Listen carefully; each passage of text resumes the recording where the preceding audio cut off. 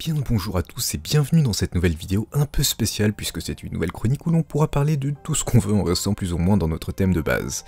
Allez, aujourd'hui on va parler d'un sujet bien particulier, les isekai. Vidéo absolument pas prévue aussi rapidement mais suite à une petite discussion il fallait que je la sorte. Alors on va commencer par remettre les points sur les i. Le isekai n'est pas un genre à part entière contrairement à ce que beaucoup peuvent penser. Le terme isekai veut littéralement dire autre monde. On peut donc considérer que c'est un sous-genre ou pour être plus précis, un setting.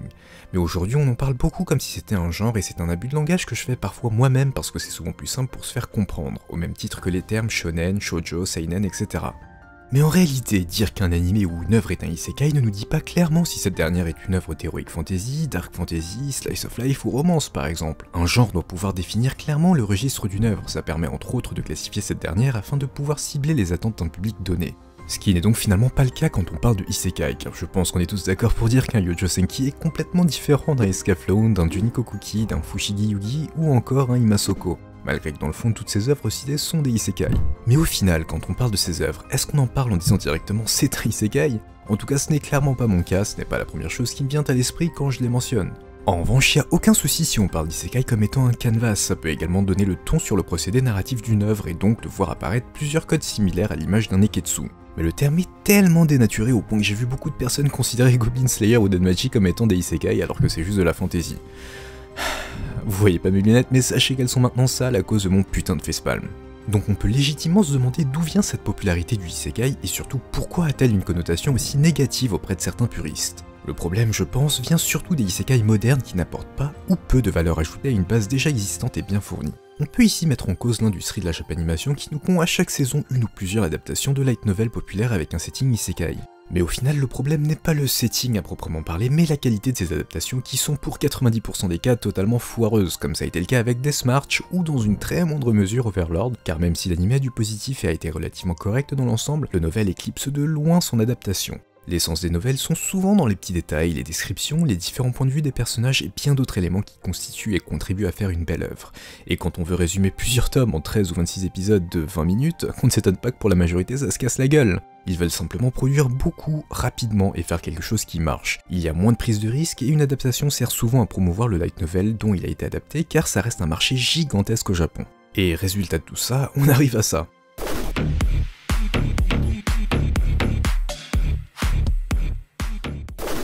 Pléthore d'animés, et même s'il y a quelques trucs sympas, on est quand même envahi par un grand nombre de substances non assimilées du tube digestif. Donc forcément, on nous fout des isekai à longueur de temps avec une qualité moindre, ça commence à faire beaucoup. Même si encore une fois, certains sortent parfois du lot, comme Slime, Konosuba ou Log Horizon. Alors déjà, dans un premier temps, pourquoi est-ce que ce setting si particulier marche si bien? Après tout, c'est juste un gars du monde réel qui se fait réincarner ou invoquer dans un autre monde souvent rempli de magie et totalement différent du nôtre. Et bien c'est là, je pense, toute la nuance, le point de départ. À la base, le MC, c'est Monsieur Lambda, comme vous et moi, qui se retrouve dans un autre monde. Cette nuance comparée à une œuvre de fantasy où le monde fictif est le seul monde fait toute la différence, parce que dans le cas des isekai, on s'identifie tous plus facilement au MC. C'est simplement du wish fulfillment. On a tous rêvé au moins une fois qu'on était le héros avec des pouvoirs et qu'on allait choper toutes les waifus ou mecs du monde. Allez, ne mentez pas les gars, les filles, on l'a tous déjà pensé ici. Je le sais, je suis passé par là. On est tous frères et sœurs, on est ensemble, vous inquiétez pas. Le wish fulfillment est donc quelque chose d'assez commun en littérature et particulièrement dans les novels. Si on prend en considération le fait que la société japonaise et asiatique en général ont la réputation d'être une société de travail où la pression est constante, il est normal qu'ils soient tous plus ou moins friands de ça. Le wish fulfillment permet de s'évader entre autres de la réalité le temps de la lecture ou du visionnage, ça nous permet d'être dans une bulle et ça donne une certaine satisfaction de voir un MC se tomber sur tout avec facilité. Finalement, la majorité des isekai modernes ont cette caractéristique de wish fulfillment, sans doute afin de capitaliser sur ce désir d'évasion. Les isekai mettent souvent en avant un monde idyllique avec de la magie, des races différentes, etc. Et pour un fan de manga ou de jeux vidéo, c'est un fantasme. On sait que ce n'est pas réel, mais on continue de regarder parce que certains entretiennent peut-être le désir secret de se faire un jour renverser par un camion et de se retrouver face à un vieux barbu quelques secondes plus tard et qui vont leur dire que c'est un accident et qu'en échange, il va leur donner des cheats pour qu'ils puissent impressionner les filles du nouveau monde dans lequel ils vont être réincarnés. Vous reconnaissez pas la référence? C'est normal, il y en a trop. Outre le wish fulfillment, c'est également très fortement lié au self-insert. Je vais prendre ici l'exemple du symbole du isekai moderne, celui qui pour moi représente le mieux ce setting, à savoir Mushoku Tensei. Cette œuvre, je l'ai lue dans son intégralité, honnêtement je suis vraiment très surpris que ce ne soit pas encore adapté en animé. Le novel est complet et il y a de quoi faire plusieurs saisons déjà. Attention, je n'ai pas dit que j'avais aimé, j'ai même un avis assez tranché dessus, mais on va éviter de rentrer dans les détails dans cette vidéo. Du coup, pour en revenir au self-insert, qu'est-ce que c'est? Pour faire simple et dans les très grosses lignes, c'est l'insertion de l'auteur dans une œuvre fictive.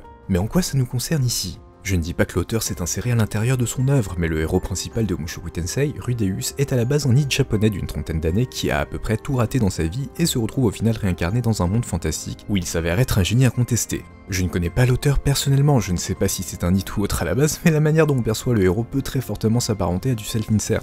Il a l'air d'être en trop dans l'histoire, mais surtout, pourquoi avoir choisi d'en faire un NEET à la base? Et du coup, je pense que pour beaucoup de personnes, il a des traits où l'on peut peut-être se reconnaître à travers le héros de base avant qu'il aille dans l'autre monde. À savoir, c'est souvent un lycéen isolé avec un manque de confiance apparent, ou alors un adulte qui cherche le but de sa vie et qui fait un burn-out au travail. Et soudainement, il se fait transporter dans un autre monde et son caractère commence à changer pour devenir un garistou classique. On le suit dans sa quête pour être le plus fort, séduire les filles à droite et à gauche tout en jouant au mec ignorant. C'est sans doute pour cette raison que tous les MC de Isekai sont des clones entre eux. Ils pourraient faire un boys band coréen, ça marcherait du tonnerre. Attention, je préfère préciser, je ne dis pas ça pour dénigrer ceux qui aiment les Isekai, sinon je me dénigrerais moi-même. Et aux dernières nouvelles, je me porte très bien. Me faites pas dire ce que je n'ai pas dit, je n'ai jamais dit que vous étiez un lycéen fragile qui rêve de faire des boules de feu. Mes propos ne sont pas totalement à prendre au premier degré, je caricature et je généralise beaucoup, et cet avis n'engage que moi. Mais bon, tout ça revient au final à ce que je disais au sujet du wish fulfillment et de l'évasion de la réalité. Après, je ne pense pas que ce soit un mal, car dans le fond, si ça permet de se changer les idées et de se donner un peu de force, c'est quelque chose de plutôt positif. Voilà en gros ce que je pense du pourquoi de la popularité des Isekai. Mais alors on peut se demander ici, qu'est-ce qui cloche au final? Pourquoi la majorité a l'air de cracher dessus et de les fuir comme la peste? C'est simplement à cause de la saturation. Le marché est saturé de isekai de mauvaise facture. C'est comme pour tout, et ce n'est pas inhérent aux isekai modernes. Quand quelque chose est en surnombre, on a plus de chances de voir de mauvais trucs que des chefs-d'œuvre. Ce n'est pas pour rien qu'on appelle ça un chef-d'œuvre, c'est censé être rare. C'est comme dans les gachas, on va faire des invocations ou des tirages, et 90% du temps on aura des 3 étoiles ou des R, ou appelez ça ce que vous voulez, et il y aura que 1% de SSR. Et notre inventaire sera très vite rempli de trash qu'on va jeter à la poubelle. C'est donc pareil ici aujourd'hui avec les isekai, et c'était déjà le cas hier avec les harems. On va prendre l'exemple de Love Hina. On peut dire que ce manga est au harem ce que Mushoku Tensei est au isekai moderne. C'est Love Hina qui a standardisé et démocratisé les différents codes que l'on retrouve dans la grosse majorité des harems. Ça comprend la surabondance de fanservice et bien d'autres éléments. Au final, qu'est-ce qui s'est passé ensuite? On s'est retrouvé avec des milliers de trash comme Kaikoi7 ou Amaina Hideo. Et le pire, c'est qu'à l'époque, jeune comme j'étais, j'aimais bien. C'est pour ça que je respecte aujourd'hui les gens qui ne jurent que par les isekai modernes, à chaque époque sa mode on va dire. Et au fil du temps, on ne retiendra que le positif et dans les quelques années à venir, il y aura sûrement une nouvelle tendance et on regrettera l'époque actuelle en disant que c'était mieux avant, mais pas forcément au final. D'année en année, il y a de gros progrès en animation. Peut-être que plus tard, on aura une mode sur les œuvres qui mettent en avant la gestion d'un royaume, d'un village ou d'une ferme. En réalité, j'en sais rien, on verra ça ensemble à ce moment-là. Donc au final, on peut résumer le fait que le setting isekai est devenu populaire dû au boom des light novels ces dernières années. Il commence même à s'installer en France depuis quelques années déjà et j'espère que ça prendra beaucoup plus d'ampleur dans le futur. Je compte d'ailleurs prochainement vous introduire dans le monde des web novels chinois et coréens, en particulier les wuxia, xianxia et xuanhuan que j'adore absolument. Donc pour conclure et synthétiser tout ça, un isekai n'est pas un genre mais un setting. Narnia, Jumanji, Alice au pays des merveilles, ce sont des isekai, mais est-ce qu'on les classifie comme tels pour autant? On dirait juste que c'est de la fantasy ou autre. C'est aussi une mode qui va laisser place à une autre mode dans le futur, et s'ils sont aussi décriés, c'est juste à cause de la saturation.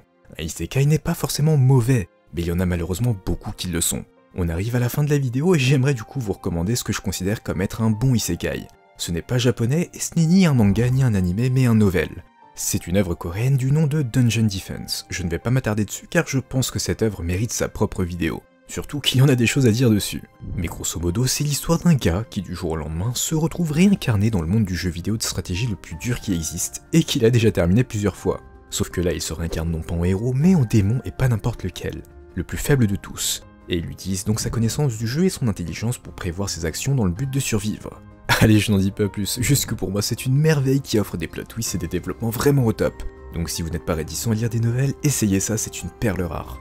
Bon, du coup, ce sera tout pour aujourd'hui. D'ailleurs, j'en profite pour vous demander si ça vous botte que je parle de nouvelles ou pas du tout. Je ne sais pas si ça intéressera beaucoup de monde, mais j'aimerais vraiment que ça se démocratise en France. Et aussi, je compte bientôt reprendre les vidéos de manga à thème, donc n'hésitez pas à me dire en commentaire s'il y a des thèmes qui vous chauffent bien, je prendrai tout en note et je déciderai le jour J.